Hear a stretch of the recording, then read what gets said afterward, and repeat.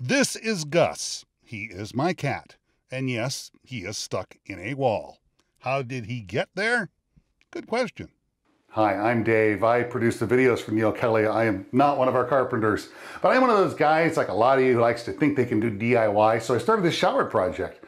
I also never had any faith in that old saying, curiosity killed the cat. Well, in both cases, I was wrong. This is what the shower looked like, and apparently old Gussy thought this hole in the subfloor was an open feline invitation. It's an upstairs shower, so Gus walked between the floor joists and then fell down the wall cavity to the first floor. So I think we sometimes assume animals are not going to be quite as curious as they are, or often we don't think they'll fit in a certain area, and you'll be surprised how they can squeeze through the tiniest gap and then find their way into trouble. Tanya Roberts is the behavior manager at the Oregon Humane Society. She says she gets calls with regular frequency from people reporting problems with their pets during and even after a remodeling project. And when it comes to remodeling, there is a difference between cats and dogs. Dogs are naturally territorial, and some of them are shy of new people, and you're basically invading their home. So you might have the dog that's a little bit protective of their yard and tries to chase out the people coming in to work on your house. You may have a dog that's fearful, that skips through the person's legs and takes off running. You could have the dog that just becomes extremely nervous and fearful, and even after the construction's over, takes a long time to come back to their normal selves, if ever.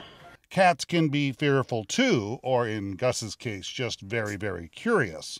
In retrospect, I should have plugged the hole, or taken my wife's advice, just get the project done a lot faster. Either way, the best thing you can do to protect your pet is make sure they have current ID and are microchipped in case they do get out. So there may be some times where it's a good idea to think about boarding your pets somewhere safe while your construction's going on.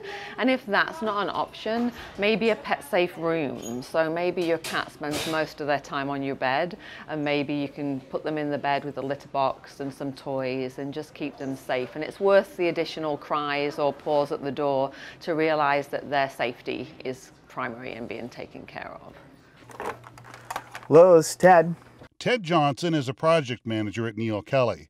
He says crews go to a lot of trouble to make sure pets are always safe. We have a pre-start meeting with all of our clients at the beginning of every job, and we find out, when they go to work, when they come home, how to get in the house, find out the names of the kids and when they're coming home from school.